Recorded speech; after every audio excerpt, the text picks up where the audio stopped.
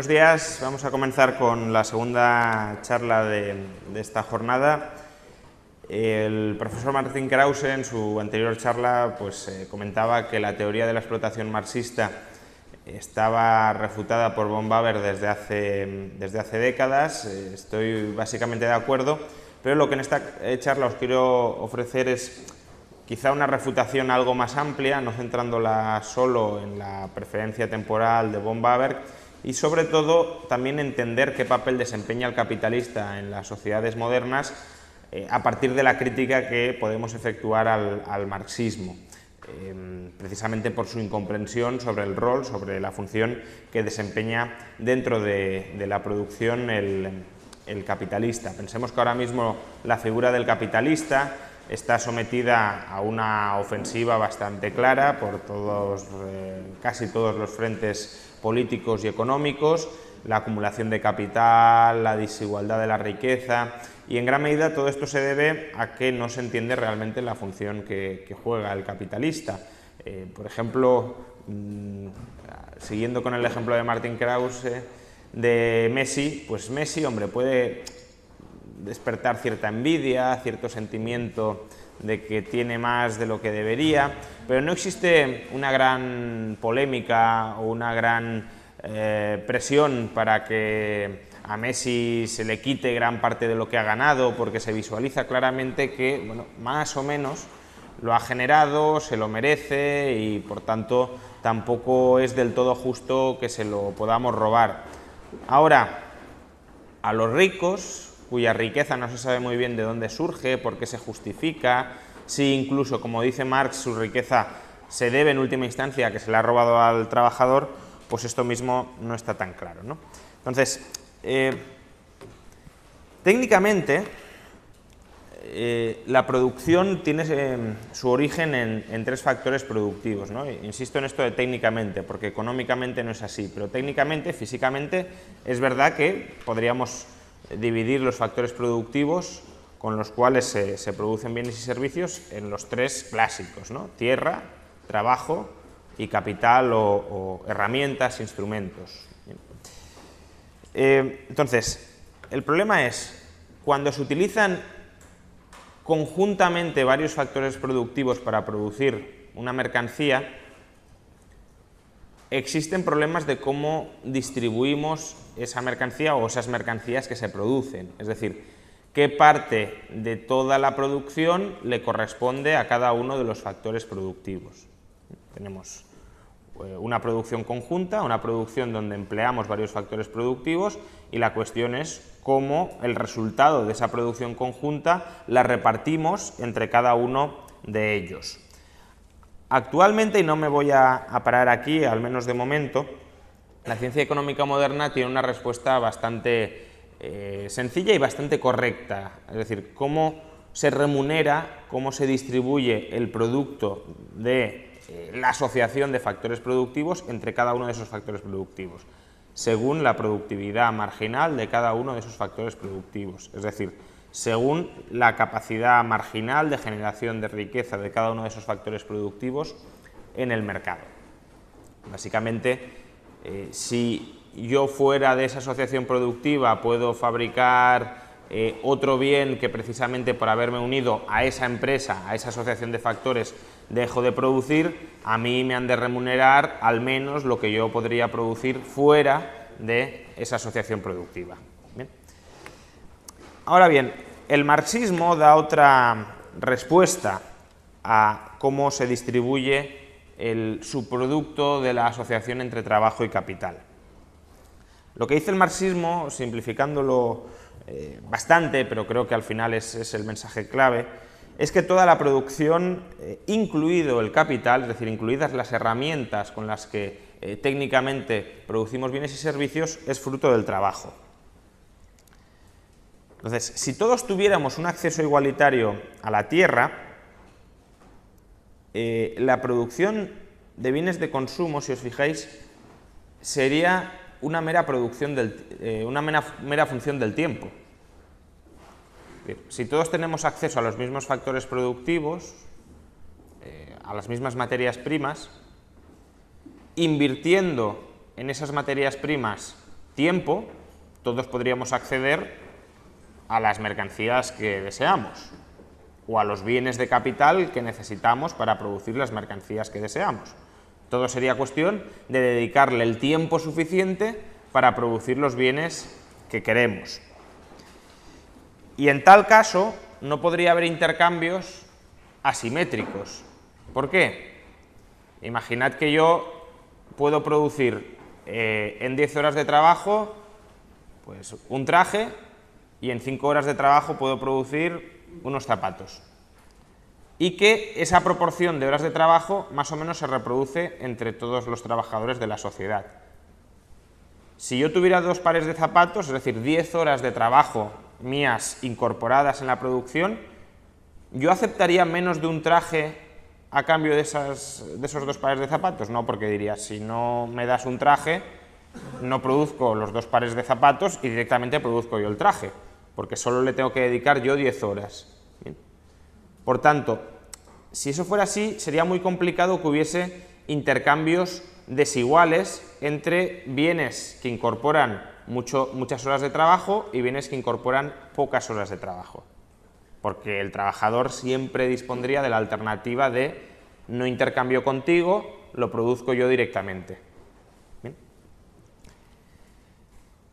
¿Qué pasa? Bueno, entonces en este caso, ¿cómo se distribuiría la producción conjunta? Pues si nos asociamos varios trabajadores, incluso yo aporto herramientas que he producido previamente, ¿qué porcentaje de la producción total de esa asociación, de esa cooperativa, me quedaré yo? Pues con la parte proporcional a las horas de trabajo que yo he incorporado a esa producción conjunta. Si yo le he dedicado el 20% del tiempo necesario para producir socialmente pues 20 trajes, pues yo me quedaré con el 20% de 20 trajes, con 4 trajes. ¿Bien? ¿Qué pasa? Que en las sociedades modernas, según el marxismo, aparece la propiedad privada. Y al aparecer la propiedad privada, algunos agentes retienen el monopolio de los medios de producción. No existe un acceso igualitario a los medios de producción, sino que algunos se han apropiado de ellos.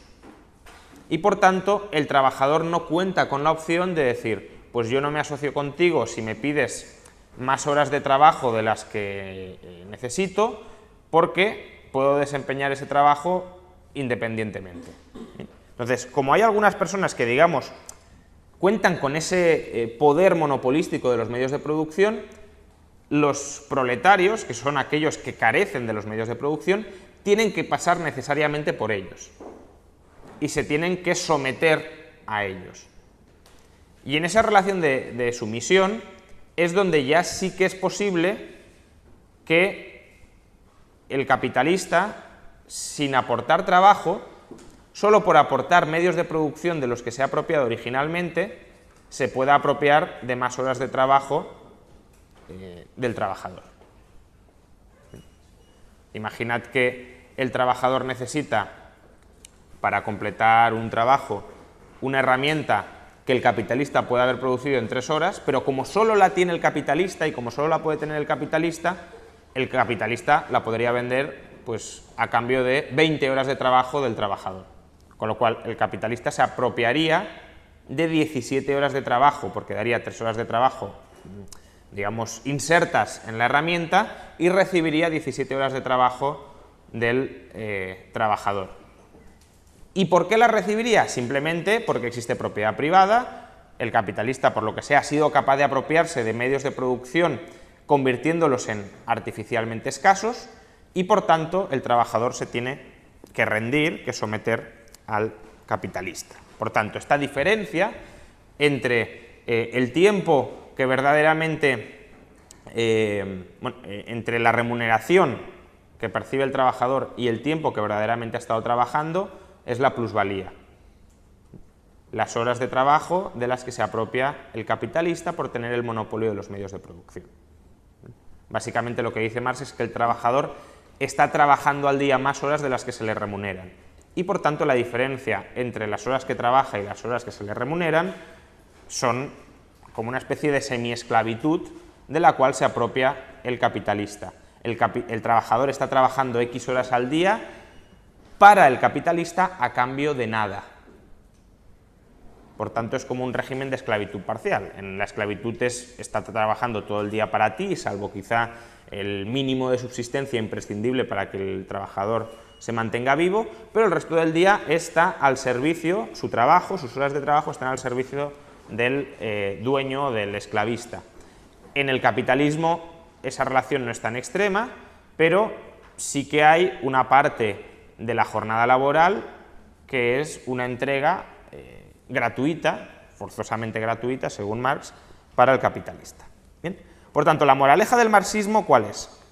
El capitalista en última instancia es un ente parasitario para el trabajador, y si se eliminara la figura del capitalista y los medios de producción se socializaran, es decir, si no hubiese un monopolio de los medios de producción, la producción conjunta de toda la sociedad no se reduciría, porque básicamente lo que está diciendo Marx es la producción depende del trabajo. El capitalista no aporta nada a la producción, simplemente rapiña. Por tanto, si quitamos a este parásito de en medio, los trabajadores podrían seguir produciendo como venían produciendo hasta la fecha, y la diferencia sería que se apropiarían de la plusvalía. El tiempo de trabajo del que ahora se apropia parasitariamente el capitalista se lo apropiaría la clase proletaria y, por tanto, disfrutaría de una mayor cantidad de bienes y servicios. Bien, entonces, mi pregunta, y este es el motivo de la charla, es: ¿esta tesis de que los capitalistas son parásitos prescindibles de la relación de la asociación productiva con los proletarios, con los obreros, es correcta o no? Es decir, ¿estarían verdaderamente mejor los obreros sin capitalistas o estarían peor? ¿El capitalista es un parásito o es un cooperador valioso del trabajador? ¿Bien? Y obviamente mi tesis, por el título de la charla, es que el papel del capitalista es irreemplazable y que por tanto está desempeñando unas funciones que son muy valiosas también para el trabajador, y que son tan valiosas para el trabajador que el trabajador está dispuesto a pagarlas con parte de su producción, de la producción que genera. ¿Bien? Es decir, no es que el capitalista no le aporte nada al trabajador y por tanto el trabajador se tenga que rendir al capitalista. Es que el capitalista aporta valor al trabajador y el trabajador está dispuesto a remunerar al capitalista. Lo podríais ver también al revés, porque obviamente es una asociación mutuamente beneficiosa. Podríais decir que el trabajador le aporta algo al capitalista y como le aporta está dispuesto a remunerarle. ¿Bien? Vale, entonces, cuando una sociedad pasa, digamos, es decir, una sociedad se puede organizar productivamente, o una posible división, clasificación de cómo se organiza productivamente la sociedad es: la sociedad o cada individuo o cada agrupación de individuos produce para el autoconsumo o produce para el mercado. ¿Bien? Si tú produces para el autoconsumo, tú produces para ti mismo. Tú tienes los medios de producción y los organizas para producir lo que tú quieres consumir. Si tú produces para el mercado, tú te especializas en producir bienes que quieren los demás para, si los demás se especializan en producir los bienes que tú quieres, proceder a intercambiar. ¿Bien? Entonces, si os fijáis, la producción para el autoconsumo implica un nivel de planificación, de complejidad y de incertidumbre muy simple. Porque al final, es decir, ¿yo qué quiero consumir? Pues bueno, quiero consumir estos bienes. ¿Cuándo? Pues más o menos, hoy quiero consumir esto, mañana lo otro, dentro de un año pues, imagino que aquello, dentro de 10 años pues a lo mejor esto otro. Más o menos, obviamente no tenéis un planning vital muy detallado, ni tenéis un checklist absoluto y completo de todo lo que vais a querer hacer, pero más o menos os podéis hacer una idea hoy de lo que podéis llegar a querer en el futuro y de más o menos cuándo lo queréis conseguir. Y además, conoceréis ciertas técnicas de producción y diréis, bueno, pues de las que conozco, ¿cuál creo que es la mejor para producir lo que yo quiero en el futuro? Y si os equivocáis, pues tampoco tenéis por qué sufrir muy violentamente vuestro error. Porque básicamente, pues bueno, si a lo mejor debería haber producido más calzado y menos trajes, pues bueno, eso lo voy viendo sobre la marcha, puedo rectificar también sobre la marcha. Si descubro una nueva técnica de producción, conforme voy implementando una puedo cambiar la otra. Si no la cambio, como mucho diré, vaya, qué coste de oportunidad más grande, si me hubiese dado cuenta antes, en lugar de producir esto, podría haber producido lo otro. Pero al fin y al cabo tú puedes terminar desarrollando tu plan, terminas accediendo a la producción, terminas más o menos satisfaciendo tus necesidades. Bien, es decir, la producción para el autoconsumo, tú autocontrolas el proceso de producción. Bien, tú estás al mando de ese proceso de producción porque es un proceso de producción que te sirve únicamente a ti o a tu grupo. Ahora, la producción para el mercado, es decir, para los demás, la división del trabajo propiamente, implica un nivel de planificación y de incertidumbre mucho más complejo. ¿Por qué? Porque tienes que conocer qué van a querer los demás en cada momento. Es decir, ya no es lo que quieres tú, sino qué van a querer otras personas para las que vas a producir. Tienes que tratar de anticipar qué otras personas van a intentar proveerles el mismo bien que tú estás pensando en producirles, y si te van a conseguir desplazar, es decir, porque vais a tener que competir y la persona a la que intentáis servir a lo mejor no os escoge a vosotros. Y si no os escoge a vosotros, vosotros os quedáis con unas mercancías o con unas técnicas de producción que a vosotros probablemente no sirvan para nada. No es como en el otro caso, que dices, bueno, debería haber producido más zapatos, menos trajes, pero bueno, al fin y al cabo los trajes también me sirven, no es como... no me quedo absolutamente en blanco, no me quedo absolutamente sin nada. Aquí no, aquí si tú estás produciendo, pues, el típico ejemplo de Menger, libros de sánscrito, porque crees que hay un mercado, un nicho de mercado para producir libros de sánscrito y luego los produce otro mejor, tú te quedas con almacenes de libros de sánscrito que ya me diréis vosotros para qué los queréis. Y con eso no coméis, no los podéis intercambiar por nada que os sea útil. Bien. Luego, además, también tenéis que anticipar qué técnicas de producción son las mejores que existen actualmente. No os basta con decir, bueno, yo de lo que conozco más o menos, con esto me vale. No, no. Precisamente porque vais a competir con otros, si escogéis técnicas que no sean ahora mismo las mejores y otros sí las escogen, os van a desplazar y os vais a quedar, digamos, descolgados, desenchufados del mercado. Insisto, en el otro caso no os quedáis desenchufados del mercado, podéis decir, bueno, no he sido tan eficiente como podría haber sido, pero aún así yo obtengo la producción que más o menos quiero. En ese caso estáis fuera, te quedas sin nada. Y no solo tenéis que conocer cuáles son hoy las mejores técnicas, sino que tenéis que anticipar cuáles van a surgir en el futuro, que esas nuevas que surjan en el futuro vais a ser capaces de incorporarlas vosotros, que no os desplacen en el futuro otras personas porque incorporen esas técnicas que vosotros no habéis sido capaces de anticipar. Es decir, hoy vuestro plan para satisfacer a un cierto colectivo de personas puede estar perfectamente diseñado y pergeñado, pero dentro de un mes puede ser una ruina, porque aparece otro que lo hace mejor que vosotros, con un conocimiento que hoy ni siquiera existe, pero que sí va a existir en el futuro.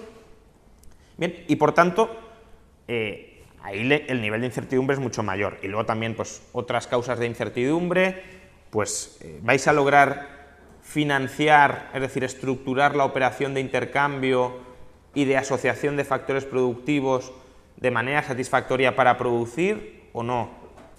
O a mitad de la producción os vais a quedar sin recursos para seguir completando el proceso, o vuestros consumidores van a es decir, vuestros consumidores son otras personas que están produciendo otros bienes que quieren otras personas y que están sometidas al mismo nivel de incertidumbre que vosotros estáis sometidas o estáis sometidos. Y por tanto, si esos consumidores se quedan sin mercado, vosotros también os quedáis sin el mercado de esos consumidores. Es decir, si vosotros decís, bueno, yo quiero venderle libros de sánscrito a esta gente que produce máquinas de escribir, porque sé que estos productores de máquinas de escribir, por lo que sea, tienen una afición por aprender sánscrito. Y los productores de máquinas de escribir pues, se quedan sin mercado porque la gente ya no quiere máquinas de escribir. la industria de máquinas de escribir quiebra, desaparece, pues vosotros habéis perdido también vuestro mercado, porque vuestros clientes ya no tienen poder adquisitivo, no tienen la producción, que en última instancia compra vuestra producción, para vender vuestros libros de sánscrito. Entonces, si os fijáis, la toma de decisiones se vuelve muchísimo más compleja que en el caso anterior. En el caso anterior, más o menos, ¿no? Pensad, los Amish creéis que tienen muchas dificultades para decidir qué producir, cómo producir, porque dicen, bueno, más o menos hemos producido siempre esto, con estas técnicas, a lo mejor hay una manera un poquito mejor de hacerlo, pero si no lo hacemos mejor, pues bueno, hemos perdido unas cuantas horas, tampoco pasa nada. Aquí no, aquí estamos diciendo de, si tú produces la mercancía equivocada, con las técnicas equivocadas, o produces la mercancía correcta, con las técnicas correctas, pero aparecen otros que todavía lo hacen mejor que tú, si lo produces todo correctamente, pero a aquellos a los que vas a atender, a los que vas a servir, se han equivocado y por tanto desaparecen de la división del trabajo, tú también en retrospectiva te habrás equivocado, y te habrás equivocado absolutamente, porque te puedes ver totalmente desplazado del mercado con unos stocks de mercancías que a ti no te sirven. ¿Bien? Por tanto, y esto es el tema del que os hablaré en la próxima charla, en la división del trabajo no hay autocontrol. Tú no controlas el proceso productivo ni todas las variables del proceso productivo, sino que hay alienación. Tú ves el proceso productivo como algo extraño a ti mismo que te viene dictado por fuerzas impersonales que no puedes manejar, que no puedes controlar. ¿Bien? Y hay toda otra línea crítica dentro del marxismo que enlaza un poco con lo que os estoy comentando, que es toda la crítica a la alienación del trabajo, que como os digo será el objeto de mi próxima charla. Pero bueno, vistas desde esta perspectiva los problemas o las dificultades de la división del trabajo, ¿qué función dentro de este entorno claramente hostil, claramente caótico, claramente complejo desempeña el capitalista? Bueno, yo diría que en una sociedad con división del trabajo, el capitalista aparta parte de su producción presente, es decir, parte de la producción que él ha generado, la aparta, la divide para arriesgarse con esa producción que no ha consumido, con esa producción que ha destinado específicamente a ese fin, para arriesgarse a financiar aquellas líneas de producción que satisfagan de un modo mejor y más económico las necesidades de los consumidores. Bien. Entonces, esta definición tiene varios puntos que ahora voy a desgranar, pero básicamente destaco: el capitalista aparta una porción de su producción presente, es decir, el capitalista ahorra, no consume enteramente su producción presente, pero además no solo la ahorra en forma de stocks de mercancías para ir consumiéndola él a lo largo del tiempo, es decir, el capitalista no ahorra para el autoconsumo.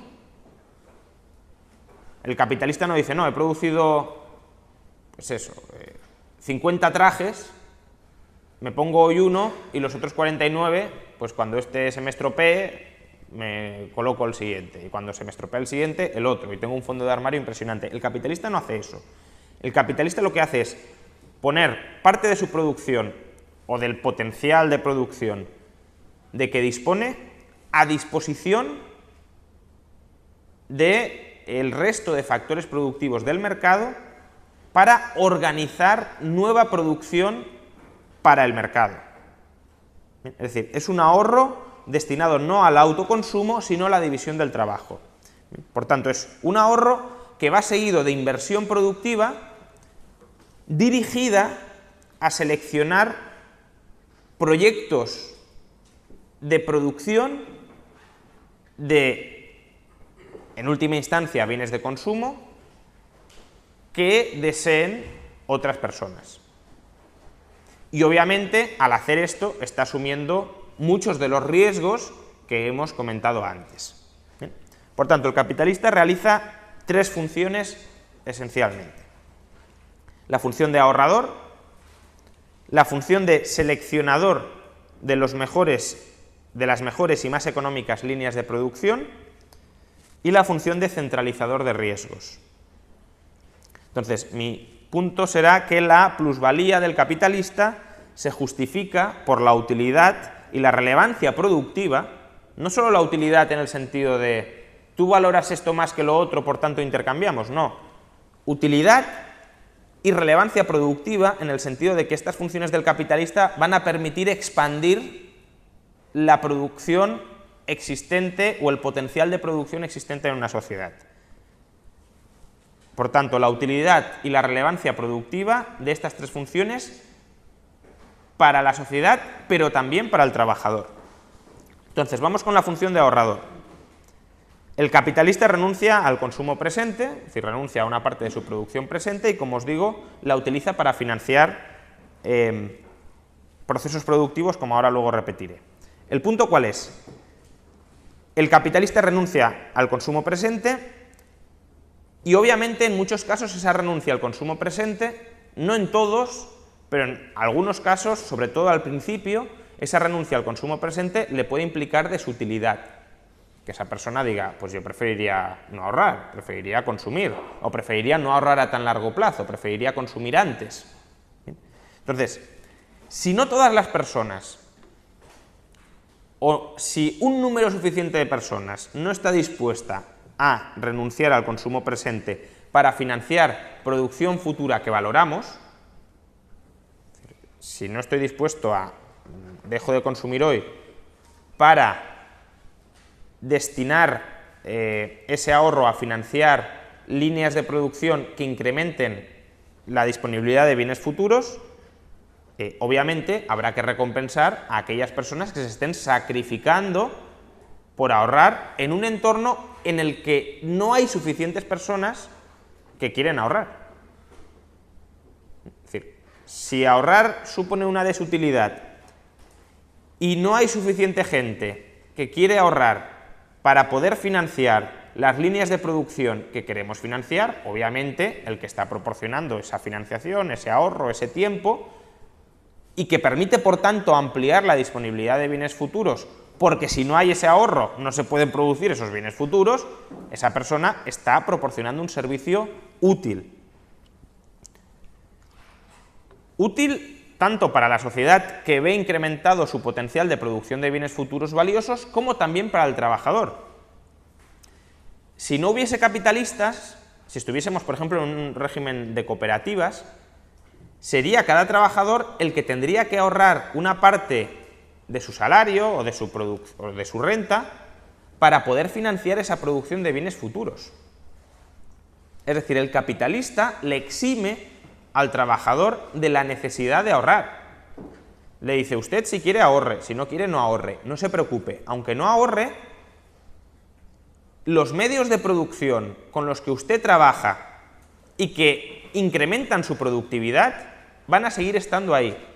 Y como ahora veremos, no solo van a estar ahí, sino que cada vez van a ser mejores. Pero es que, aunque no fueran mejores, van a seguir estando ahí. Yo me encargo de reponerlos, yo me encargo de seguir acumulándolos. Usted no tiene por qué retrasar su consumo para que esto funcione. Usted puede consumir el 100% de su remuneración. Un equivalente cercano sería como, imaginad, dos amigos que tienen, pues, no sé, una videoconsola. Y los dos quieren jugar a la misma y obviamente los dos no pueden jugar simultáneamente. Y uno le dice, mira, ¿por qué no me la prestas 5 meses hasta que me pase todos estos juegos con los que también has comprado, etcétera?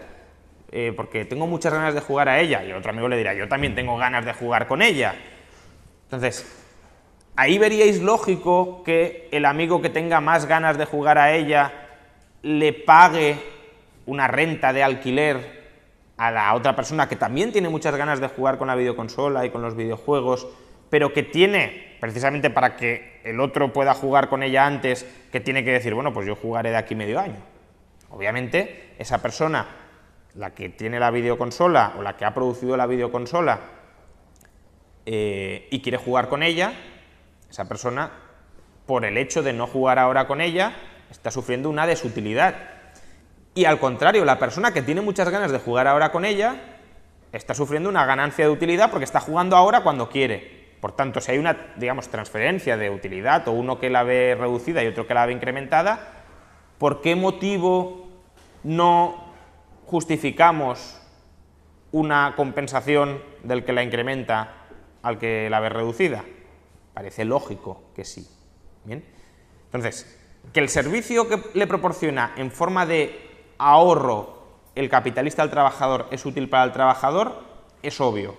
Es como ese préstamo de consumo en el caso de la videoconsola o de cualquier otra cosa.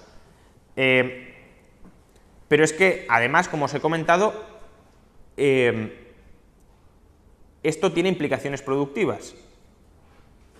Si el capitalista no ahorrara y los trabajadores no ahorraran lo suficiente, la producción futura sería menor. Por tanto, es lógico que parte de esa producción futura que existe porque los capitalistas están dispuestos a ahorrar vaya directa en forma de remuneración a los capitalistas. Bien, la siguiente función, que probablemente sea la más importante, más incluso que la de financiador, aunque fijaos que si no hay la función de financiador no podría haber esta, es la de seleccionador de líneas de producción. Un capitalista selecciona qué líneas de producción, primero, generan mayor valor para el consumidor y segundo, lo hacen a un menor coste de oportunidad. No para sí mismo, porque si no estaríamos en la producción para el autoconsumo, sino para los demás. Entonces, seleccionar proyectos de inversión de manera competitiva, porque no solo los seleccionas tú, los están seleccionando otros y pueden hacer una selección mejor en términos de mayor valor para el consumidor, menor coste de oportunidad, requiere de tiempo y de habilidad, requiere dedicarle esfuerzo, dedicación, energía mental, estudio, conocimiento, etc. Por tanto, si no todas las personas son capaces de seleccionar estas líneas de producción con la misma pericia, o no todas están dispuestas a dedicarle el mismo tiempo, porque prefieren dedicarle ese tiempo a otras actividades vitales muy legítimas, obviamente habrá que seleccionar a aquellas personas que seleccionen las mejores líneas de producción de manera diferencial. Es decir, aquellas personas que seleccionen proyectos de inversión mucho mejor que el resto. Y sabemos que lo hacen mucho mejor que el resto porque, como cobran unos beneficios extraordinarios, si el resto seleccionara también los proyectos como ellos, esos beneficios extraordinarios tenderían a desaparecer. Pero como no desaparecen, significa que solo hay unas pocas personas en cada momento que están, digamos, en el top de seleccionar proyectos y no hay ninguna otra persona que sea capaz de batirles o de quitarles esa posición. El proceso competitivo justamente es para eso. Tú estás aquí en el top de haber seleccionado proyectos económicos y valiosos para el consumidor, pero yo te quiero disputar este puesto. Y te lo voy a disputar lanzando al mercado un plan de generación de valor para el consumidor que es mejor que el tuyo y por tanto te voy a desplazar. Pero mientras nadie desplace al que está en el top, es que ese top es el que ha seleccionado, si no tiene privilegios gubernamentales, etcétera, es el que ha seleccionado el mejor proyecto y por tanto merece una recompensa diferencial. ¿Por qué? Porque si no lo hubiese hecho, los bienes que se hubiesen producido o serían menos valiosos o se habrían hecho a un mayor coste de oportunidad, es decir, se habrían producido una menor cantidad de otros bienes. Y por tanto lo que hace el capitalista al seleccionar bien proyectos es de nuevo ampliar la producción disponible para el mercado. Por tanto, el potencial productivo se incrementa y el capitalista lo que hace es quedarse con una porción de esa producción nueva que él ha contribuido a generar, ¿no? Pensad en Facebook, ¿no? Pues si Zuckerberg no inventa Facebook, a lo mejor hoy no tendríamos Facebook, o tendríamos otra cosa que funcionara peor, o a lo mmejor otra que funcionara mejor, pero entonces habría otro Zuckerberg. ¿Bien? Entonces, si no hubiese un Zuckerberg, es porque no ha habido un Facebook, y si no hay un Facebook, obviamente todas las potenciales relaciones o los potenciales servicios que hoy está prestando Facebook no los tendríamos. Eso es una creación ex novo de riqueza, y lo que hace el capitalista es una parte de la riqueza gigantesca que yo he creado porque antes no existía, me la apropio como recompensa porque nadie más lo está haciendo. Para el trabajador esto es útil, ¿por qué? Porque se evita tener que dedicar tiempo y esfuerzo a seleccionar proyectos. Muchas veces cuando les pedimos a la gente o les recomendamos a la gente que se hagan inversores, rápidamente la gente contesta: pero ¿cómo me voy a dedicar yo a la inversión si esto es complicadísimo y tendría que estar continuamente examinando empresas, mirando a la competencia y yo esto no lo entiendo? O para entenderlo le tendría que dedicar muchas más horas de las que dispongo o de las que le quiero dedicar. Bueno, pues justamente es esto. Es decir, si la gente no quiere hacer esto, alguien tiene que hacerlo. Y quien lo haga, y lo haga muy bien, merece una recompensa por ello. Porque, además, es que al hacerlo, si os fijáis, cuando lo hace bien un capitalista, permite colocar al trabajador en aquella línea productiva donde está maximizando el valor que genera para los demás. Si lo sacas de esa línea productiva y lo dejas, bueno, haga usted algo, pues su capacidad de generación de riqueza y de valor sería mucho menor. Un equivalente cercano podrían ser los zahoríes, ¿no? La gente que busca, por ejemplo, pozos de agua. ¿Vosotros creéis que un zahorí no merece ninguna recompensa? Al encontrar algo que previamente no estaba en conocimiento de los demás. ¿Qué ganaríamos diciendo, no, usted no merece ninguna recompensa? Que el pozo de agua se quedaría sin descubrir. El zahorí lo que dice es, mire, yo he descubierto un pozo de agua, si usted no quiere contar con mis servicios, encuéntrelo usted, pero si contrata mis servicios, parte de la riqueza nueva que yo he generado encontrando el pozo de agua, démela a mí. Salimos ganando los dos. Usted ahora tiene un pozo que antes no tenía y yo tengo una parte de ese pozo. Y por último, la tercera función del capitalista es centralizador de riesgos. Entonces, el capitalista asume patrimonialmente, con su ahorro, asume patrimonialmente el riesgo de equivocarse al invertir, es decir, al seleccionar proyectos. Si un capitalista se equivoca al invertir, es decir, al seleccionar proyectos, lo que sucede es que, si os fijáis, habrá renunciado a renta presente, a producción presente, porque recordad, todo salía porque ahorraba una parte de su producción presente para financiar una inversión, un proyecto productivo, por tanto, habrá renunciado a producción presente que él podría haber disfrutado para financiar un proyecto que no vale nada. Por tanto, habrá intercambiado utilidad presente por nada futuro. Imaginad que vosotros ahora tenéis 1.000 euros y os dicen, bueno, ¿qué queréis? ¿Gastarlos en iros de fiesta o invertirlos? Y decís, bueno, si los invierto y los pierdo, me habré quedado sin la fiesta y sin nada. Bien, por tanto, ahí hay un riesgo de usted tiene que renunciar a parte de la satisfacción de sus necesidades hoy para a lo mejor no tener nada en el futuro. Es decir, hay una pérdida pura. He entregado algo a cambio de nada. O a cambio de mucho menos de lo que he entregado.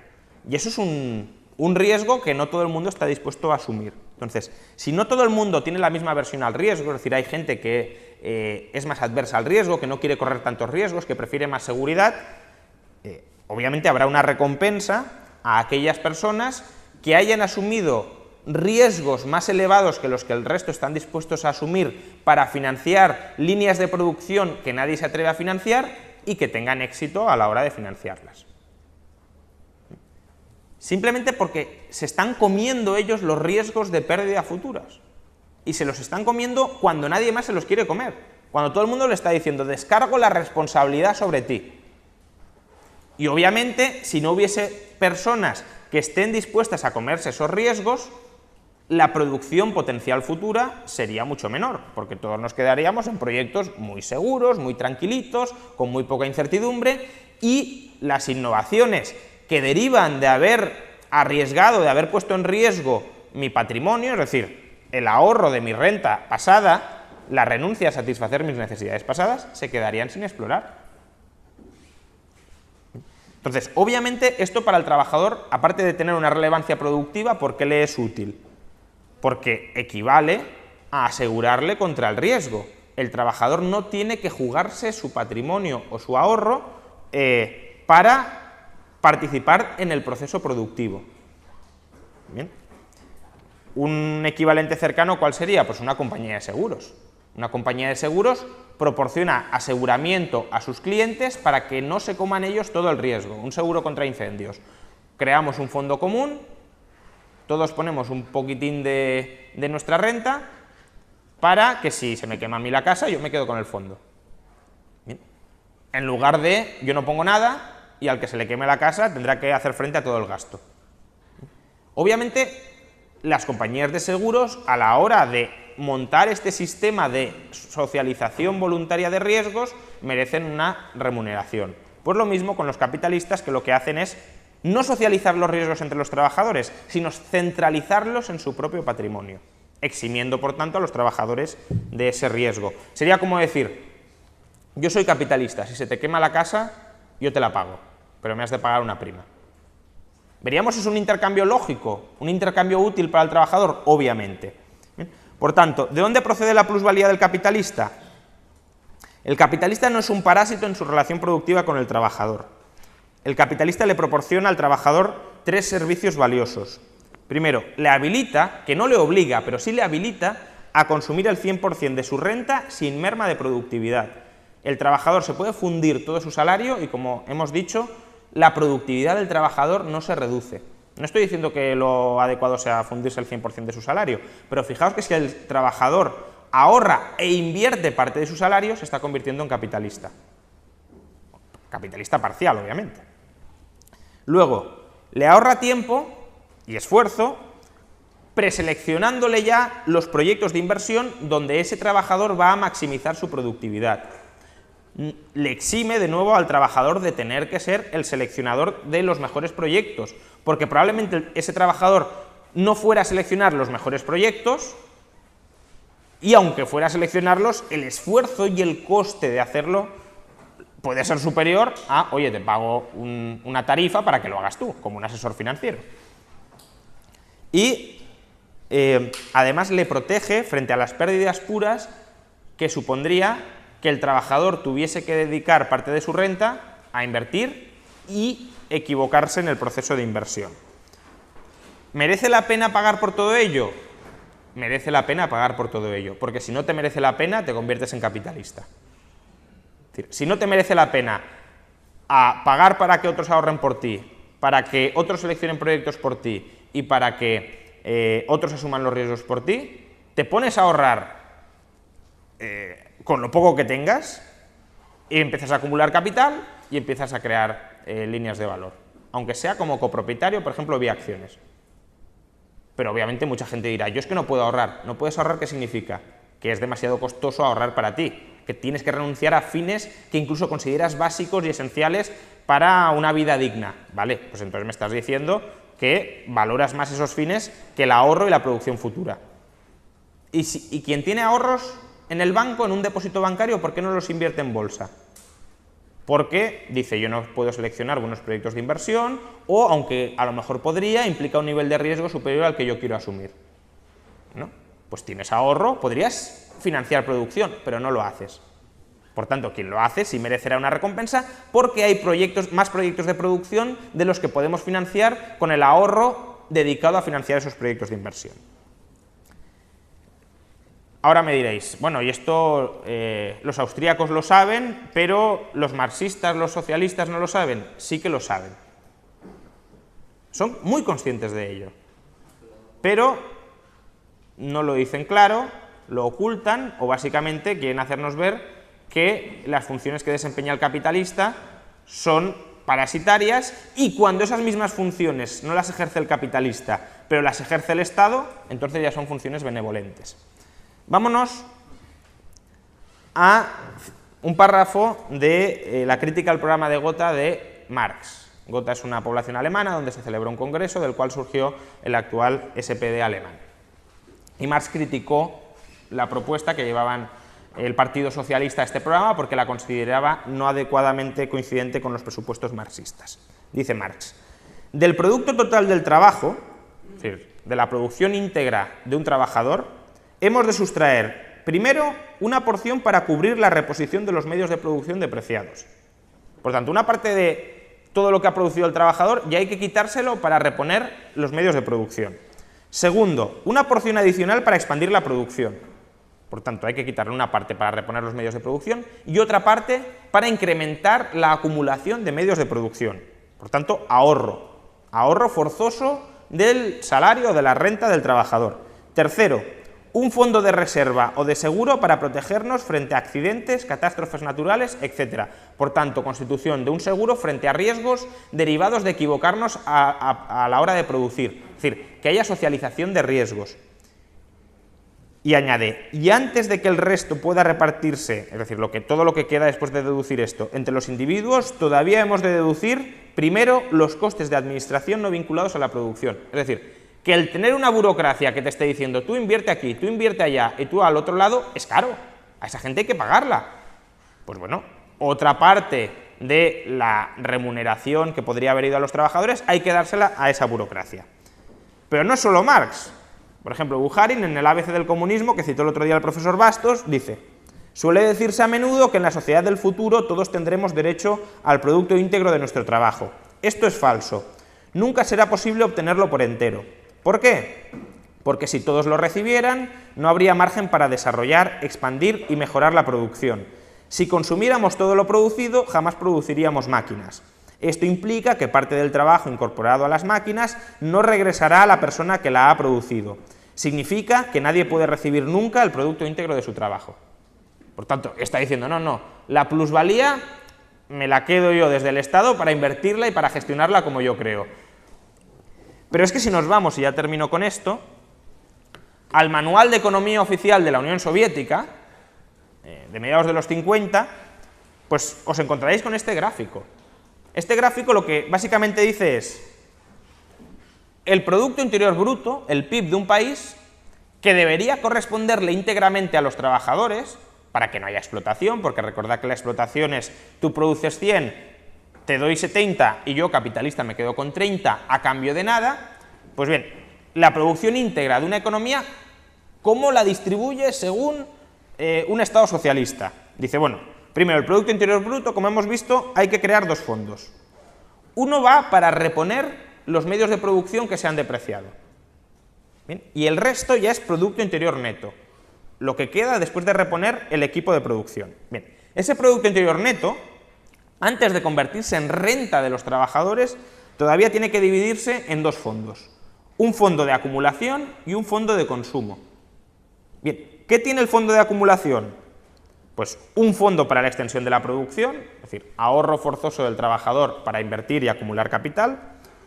Un fondo para la construcción de capital cultural, lo llaman ellos, que básicamente es laboratorios, universidades, etcétera, es decir, inversión en capital humano, de nuevo, más acumulación de capital, en este caso capital humano, y luego un fondo de aseguramiento frente a riesgos.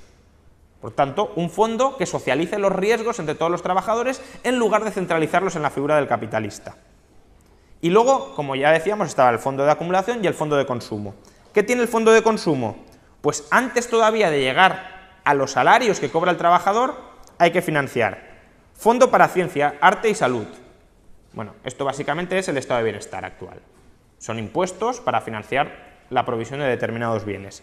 Un fondo de seguridad social, que es para financiar las pensiones, que es básicamente, en lugar de invertir para acumular un patrimonio con el que cobrar rentas en el futuro, redistribución intergeneracional. Estos dos fondos son fondos típicos del estado de bienestar que también pueden existir en una sociedad capitalista, no es lo mejor, pero también pueden existir. Y luego un fondo para la administración pública, que básicamente es financiar toda la burocracia que está seleccionando proyectos en los cuales tienen que invertir los trabajadores. Y después de todo eso ya te queda el fondo salarial, que es decir, los salarios que tiene que cobrar cada persona. Por tanto, no es que las funciones del capitalista desaparezcan por el hecho de abolir el capitalismo, es que se desarrollan de otra manera. Las desarrolla una burocracia centralizada que obliga a los trabajadores a ahorrar y a ver cómo los riesgos del error se socializan. Y el punto, por tanto, pasa a ser, ¿es mejor esa burocracia a la hora de seleccionar proyectos, centralizar riesgos y financiar la producción que la descentralización propia de una sociedad de mercado capitalista? Y la respuesta es claramente que no. Esto ya no lo voy a explicar porque sería otra charla de los problemas prácticos del socialismo, pero lo que sí quiero poner de manifiesto es que el capitalista no es un parásito, es un cooperador imprescindible del trabajador. Otra cuestión es que tú quieras cargarte al capitalista privado y quieras instaurar una especie de capitalismo estatal. Pero entonces tendrás todos los problemas de coordinación y de competencia propios del Estado, aparte de impedir que el trabajador decida qué es mejor para sus fines. ¿Por qué? Porque un trabajador puede decir, yo quiero consumir el 100% de mi renta y no quiero estar expuesto a riesgos de equivocarme. El socialismo esto no lo permite, le dice, usted tiene que ahorrar forzosamente una parte de su salario, usted tiene que constituir forzosamente un fondo para el riesgo. ¿Por qué no puedo yo pagarle a una persona para que ahorre él y para que centralice él los riesgos y para que seleccione él proyectos? ¿Por qué la burocracia que selecciona proyectos tiene que ser un monopolio y no puedo yo seleccionar entre otras burocracias empresariales que en régimen de competencia seleccionen mejor unos proyectos que otros y asuman y centralicen los riesgos? Esa es la auténtica elección entre un sistema institucional y otro, no la elección que nos ha vendido el marxismo fraudulentamente de usted cárguese la figura del capitalista y los chorros de la prosperidad, como decía Marx, correrán llenos. Eso no es así. Si tú te cargas al capitalista, lo tendrás que sustituir por otra cosa mucho peor que no pasa el test de la libre competencia. Muchas gracias.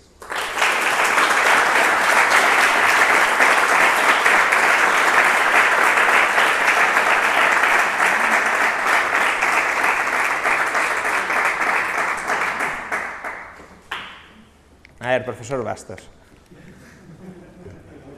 Sí, sí.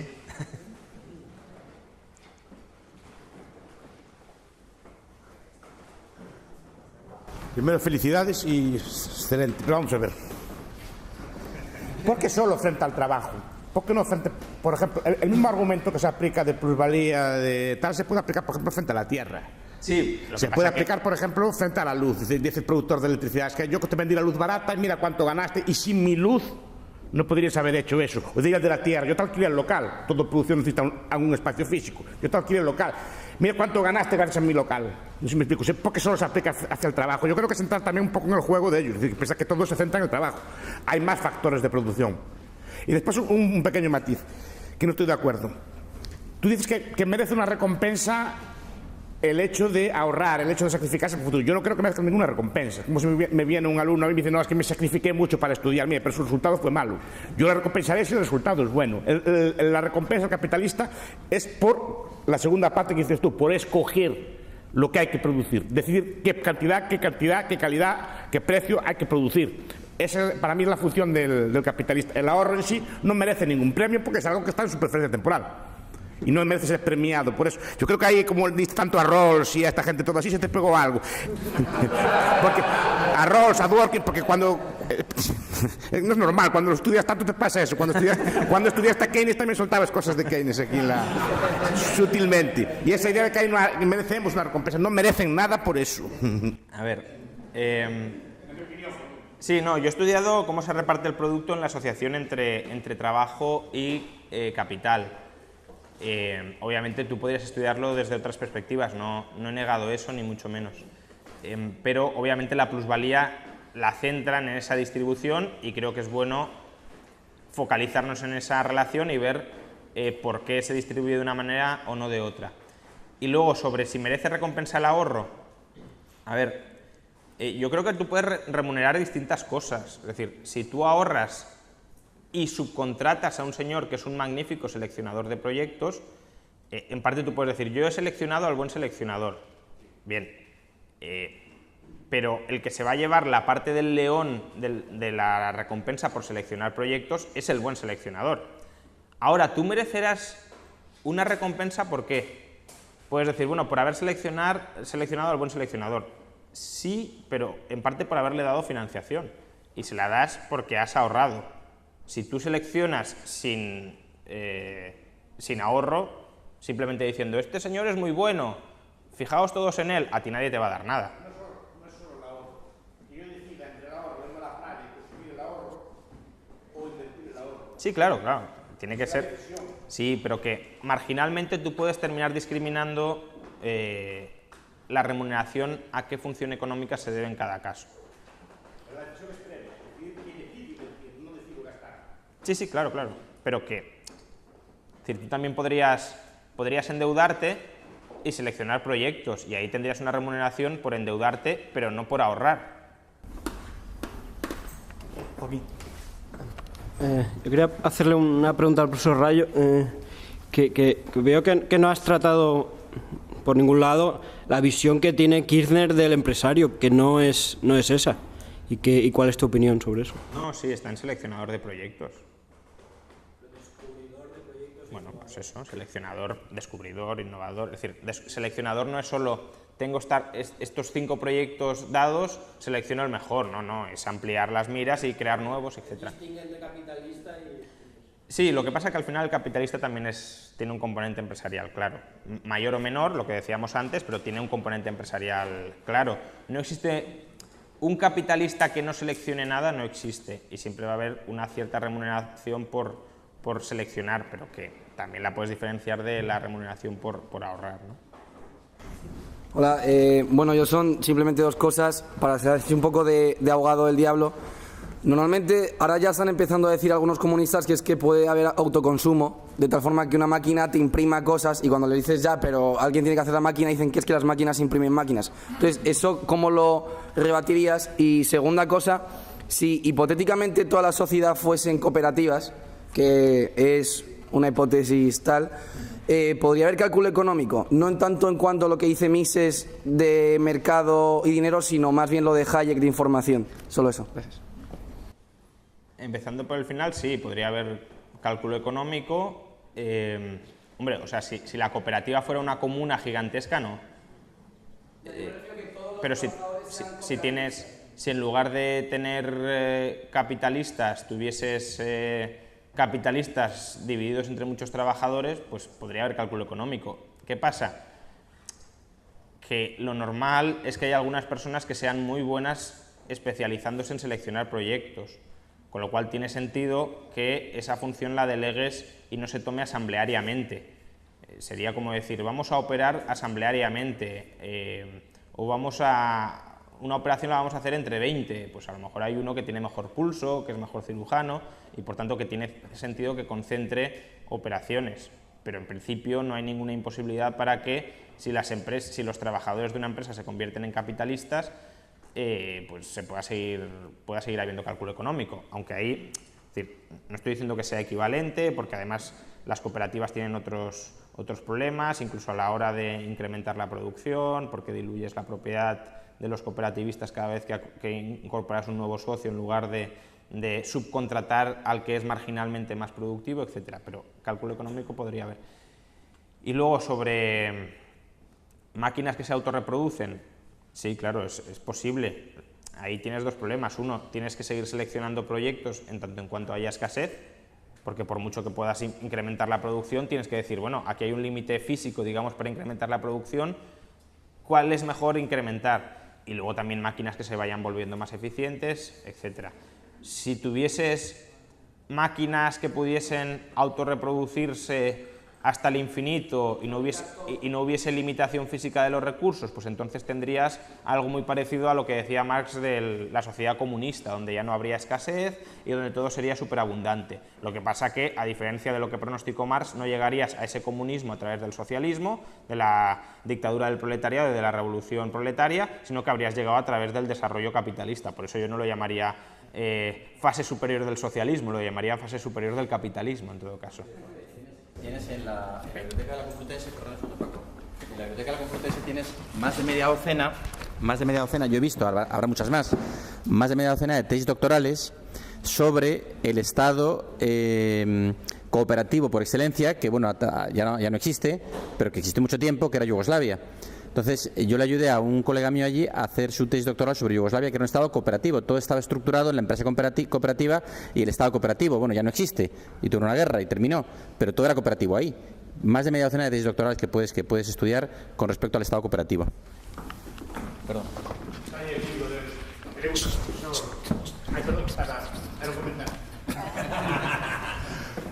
Tres cosillas. No pongas el ejemplo del Zaurí, porque el Zaurí no hace nada. El Zaurí es el ejemplo típico de un tío que no hace absolutamente nada, es pura pseudociencia, todo lo que hace es al azar, luego en neto no hace absolutamente nada. Contrata a un geólogo profesional que realmente aporte algún valor en la toma de decisiones. El Zaurí no hace nada, es el ejemplo del tío que no hace nada y encima le pagan. Defendiéndote de lo de...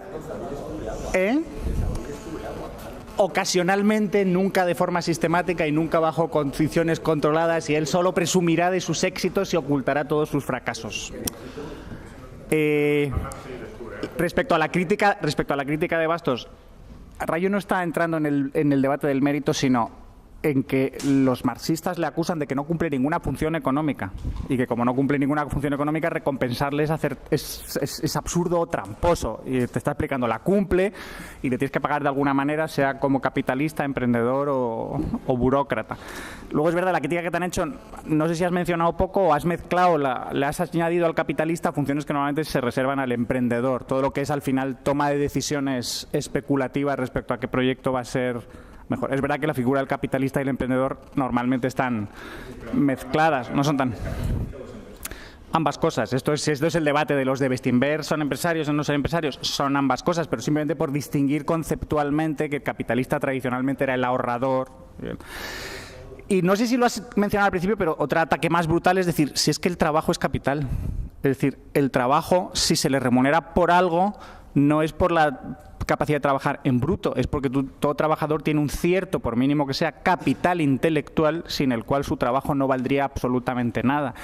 Y al adquirir ese capital intelectual, en el proceso de aprendizaje se convierte en un capitalista porque ya tiene que decidir qué aprendo, en qué me especializo, a qué me dedico. Parcialmente, pero quiero decir, si tú necesitas fuerza física para producir, en ausencia de máquinas que lo produzcan, y si tú ves esa fuerza física como animales de carga, es decir, gente que desempeña trabajo propiamente, ese trabajo no cualificado seguiría mereciendo remuneración. Sería una remuneración ínfima, pero seguiría mereciendo remuneración. Y esa es la remuneración a la que en última instancia se refiere Marx. Y como todo es reducible a ese trabajo, digamos, casi físico, pues lo que vienen a decir es no hay otra cosa que no sea eso, y en última instancia todo es reproducible a eso, y por tanto el que se queda con parte de eso sin aportar un equivalente de trabajo está robando, está explotando.